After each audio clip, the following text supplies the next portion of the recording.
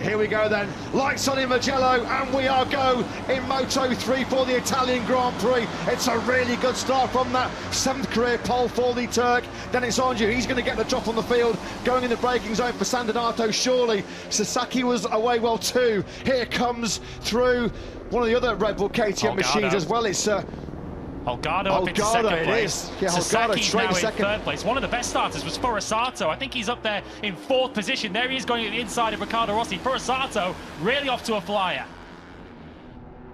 There was a good dozen or so bike lengths, weren't there, between Onju and Sasaki as they came out. Oh! Big moment, big moment for Dennis Onju. How did he stay on board that? He had a big scare, didn't he, coming through Corintaio on his way to pole position yesterday. He didn't roll out of that one. That was really scary on that high-speed climb up the hill in between the two super fast Arrabbiatas 1 and 2. Out of the seat, he ran slightly off circuit. He did not blink, he didn't flinch. Onju just kept it pinned, and he somehow comes back on into the lead. Back with your lead 5 then.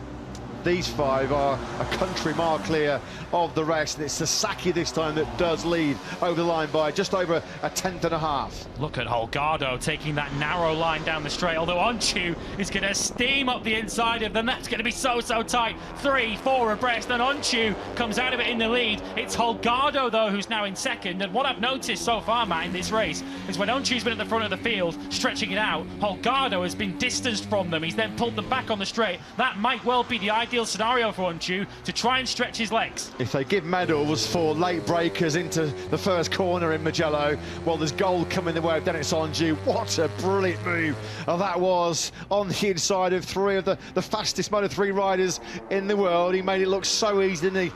It certainly isn't. He's got a job on his hands here to keep the likes of Masia, Holgado, Alonso and Sasaki at bay. They peel through. He's not got the pace of Onju Holgado. What's keeping Holgado in this is his speed down the straight. Sasaki has got to get on with this. He's got to get past Dani Holgado quickly. He's going to try and go around the outside into Corintaio. Holgado might well be winning Dennis Onju this Grand Prix at the moment. Yeah, they don't want to be beating each other up, do they? Getting into a real dogfight, those two. Or that 4, because through beyond Eddie 1 and 2 goes Onju, and his lead now is over half a second for the first time in Sector 3 alone on this lap number 13. Onju was able to find 3/10 of a second. Well, there's a bit of a melee unfolding behind him. That is the biggest lead he's had in this Grand Prix so far. How decisive could this be? Has he broken the slipstream of the chasing pack behind him? Sasaki knows he's got to find a way through here on Holgado, not to let Onju escape. Yeah, because Onju's still going to lead there into San Donato. I think they might just be with him as they approach the braking zone, but they're going to struggle to outbrake him. Holgado still got through on Onju, but Onju's going to he's not going to turn in from there. He's back to the back of the group again. Yeah, he got squeezed out of the paintwork there, didn't he, by Holgado. Onju, though, immediately retaliates on Alonso with the inside line coming into turn number 2. 2 laps to go here in Mugello. I was just about to say, what's the master plan here of David Alonso, because he's been at the back of this group for much of this Grand Prix. He's certainly seen the strengths and weaknesses of Sasaki, Holgado, Onju and Masia ahead of him. That is so close. They come over that 6-gear crest here, and now Masia fancies a crack at leading, and he moves on through the inside of Sasaki on the brakes in the San Donato for the first time here in this Italian Grand Prix. It's Leopard Honda star Masia that leads. Here we go then, we're all set for a grandstand finish as we hoped here in Mugello. 5.245 kilometres remaining, last lap with Sasaki leading. He's been good on the brakes into that first corner. Oh, Onju! He gets squeezed there between Holgado and Masia. There was contact, wasn't there? Contact between Onju and Masia. You could almost throw a blanket over the top 5 as they exit the first corner. Coming out of turn 1, though, it's Sasaki that leads. You just know that Onju is just going to absolutely go for it now. As Holgado now at the inside of Ayumu Sasaki, that might well let Onju through on the inside of the Onju now on the outside. He's slotted into second place. Holgado now leads. They almost go 5 abreast, don't they, into turn number 3. It's Holgado, then the World Championship leader, who's back at the front. Masia, the big loser here, he's been pushed back to 5th place. Alonso was wide, dropping down towards Casanova and to play. That's allowed Sasaki back on through. Onchu knows how strong Holgado is down the start-finish straight. He's got to try and overtake as early as possible. Here he goes now into Arrabbiata. Brilliant, into Arrabbiata 2. He made that move on Sasaki earlier on in this Grand Prix.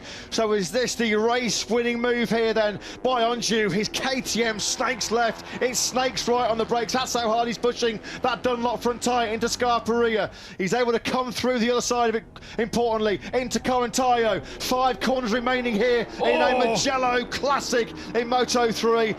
Is Dani Holgado going to take his first ever Grand Prix victory from pole position? Here comes Holgado though with the slipstream. Sasaki coming as well. Holgado's going to take it.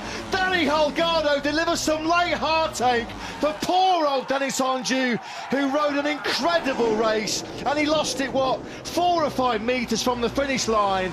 If that finish line was painted 5 metres further towards that last corner, Dani Holgado would be our victor. Colin Fire leads that second group over the line for a stunning 6th place. But Dani Holgado does make it back-to-back wins in 2023. He picked up some superb slipstream behind the real unfortunate Dani Holgado.